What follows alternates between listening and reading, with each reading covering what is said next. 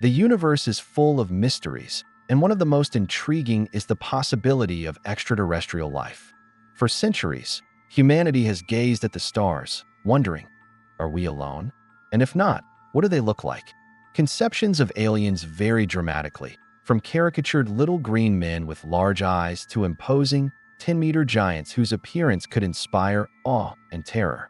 These images, born from the imaginations of writers, directors, and artists, fuel endless discussions about the appearance of aliens, their intentions, and the very reality of their existence. How can contact be established with a civilization so different from our own? Appearance is perhaps the most burning and debated aspect of this great mystery. Among the multitude of theories and hypotheses, two main lines stand out. Some suggest that aliens are living, biological beings, possibly humanoid or entirely different life forms possessing intelligence and consciousness. Others lean towards the idea that we might encounter artificial creations, robots or cyborgs, emissaries of advanced civilizations carrying out specific tasks. There is even a theory that resonates with many specialists in anomalous phenomena. Unidentified flying objects, UFOs, often observed in our skies, might not be primary vessels, but rather automated reconnaissance probes. These unmanned or AI-controlled devices explore Earth, gather data, while their creators perhaps observe us from afar, from some main headquarters hidden in the depths of space or even another dimension. Within this concept, it is suggested that inside such UFOs may not be living pilots, but precisely robots, beings with amazing, sometimes superhuman abilities. These mechanical or biomechanical scouts, according to some hypotheses, might conduct various experiments, studying our planet, its flora and fauna, and sometimes, as some eyewitnesses claim, humans themselves. The purposes of such research remain unclear. Simple curiosity, scientific interest, assessment of potential threats, or preparation for future contact. Many stories of encounters with aliens sound so incredible that they are easily dismissed as fiction, hallucinations, or outright hoaxes. The imagination of eyewitnesses, fueled by fear or a desire for attention, often paints pictures far removed from reality. However, among this stream of questionable stories, there are cases that make even the most hardened skeptics pause. One such incident, notable for its strangeness and the consequences for the main witness, occurred in the small town of Falkville, Alabama, on the autumn evening of October 17, 1973. This story is unique in a way because it partially aligns with the theory described above about robot scouts. The main character of this event was a creature whose characteristics resembled a robot, yet possessed astonishing speed, surpassing the capabilities of any earthly athlete. The quiet evening in Falkville was disrupted around 10 p.m. The phone rang at the police station. On the other end of the line was a local resident, her voice trembling with excitement and fear. Stammering, she informed Police Chief Jeff Greenhaw that she had just seen something incredible. An object resembling a spaceship, flashing lights, had silently descended into a field not far from the town center, on the western edge. The woman was panicked, pleading with the sheriff to come and investigate. Greenhaw, an experienced police officer, was accustomed to various calls, including false alarms. However, something in the woman's voice, genuine terror, not just excitement, made him take the report seriously. Furthermore, Greenhaw had a hobby that set him apart from his colleagues. He was a keen photographer and rarely parted with his Polaroid camera, which allowed for instant snapshots. Sensing he might encounter something unusual, or at least document a curious phenomenon if it was really there, he grabbed his camera. It was already completely dark outside. The autumn evening was cool and moonless. Despite the potential danger of the situation, after all, it concerned a possible spaceship. Greenhaw, perhaps due to a mix of skepticism and professional habit of acting quickly, did not take his service weapon. He got into his patrol car and headed to the specified location. Arriving at the scene, Sheriff Greenhaw carefully scanned the field mentioned by the caller. All around was silence, broken only by the chirping of crickets. He found no signs of a spaceship landing, no scorched grass, no debris, no strange lights. The air was clear, without any unusual smells. Greenhaw was beginning to think it was another fabrication or mistake, but decided to look around a bit more, driving along the dirt road bordering the field. And then, something strange caught his attention. In the beam of his car's headlights, on the side of the road, stood a motionless silhouette. It was a humanoid-type being, but its appearance was utterly alien. It was about human height, but its proportions seemed wrong.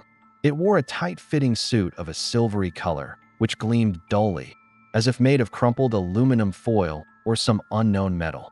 It gave the impression that it had no neck. The head seemed to sit directly on the shoulders, Greenhaw later recalled. The suit shone like carefully polished nickel, but the light was somehow strange, soft, not harsh. I don't believe the clothing was made of ordinary aluminum foil. The material looked different, denser, and more technological.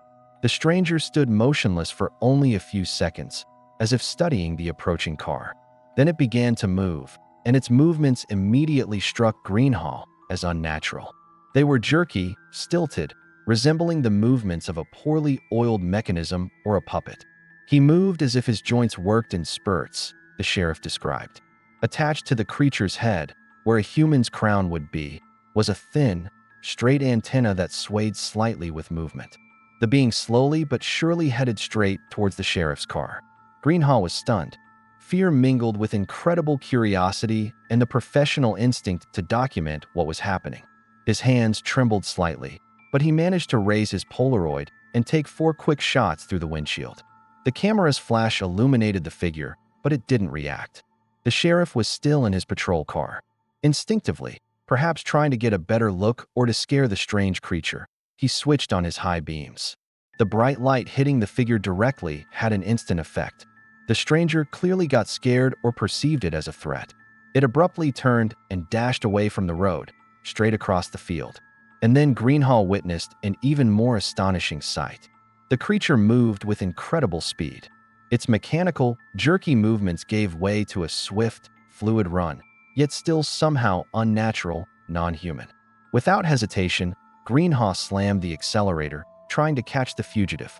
But the terrain was bumpy and uneven. The patrol car bounced over the ruts, and the sheriff couldn't reach a speed higher than 35 miles per hour, about 56 kilometers per hour.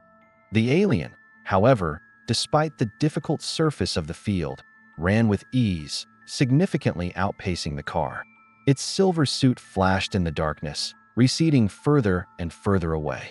Greenhaw didn't even have time to stop the car and get out before the figure reached the far edge of the field and dissolved into the night's gloom. The chase was over before it had barely begun. He ran faster than the fastest man I had ever seen. Faster than any Olympic champion. It was something incredible, unearthly, the sheriff later emotionally stated to journalists and researchers. Left alone in the dark field, Greenhaw sat in his car for a while, trying to process what he had seen. The adrenaline gradually subsided, leaving a mixture of excitement from the unique experience and anxiety. He had photographs, proof that he wasn't crazy. He was glad he had managed to capture this extraterrestrial visitor, albeit not very clearly. He felt he had witnessed something historic.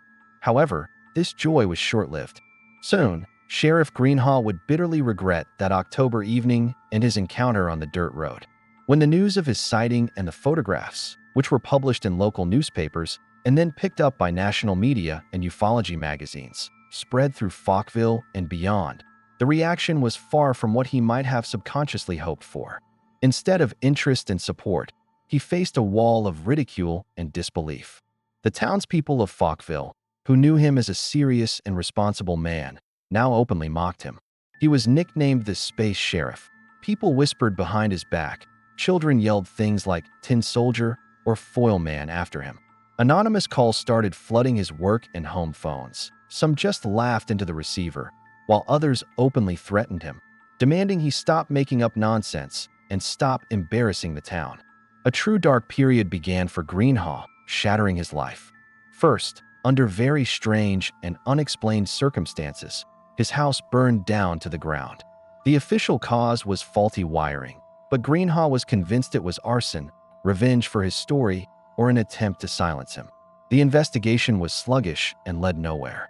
Then, unable to withstand the constant stress, ridicule, and the changed attitude of those around him, his wife left him, taking the children. This was a devastating blow. The The culmination of his misfortunes was the decision of the Falkville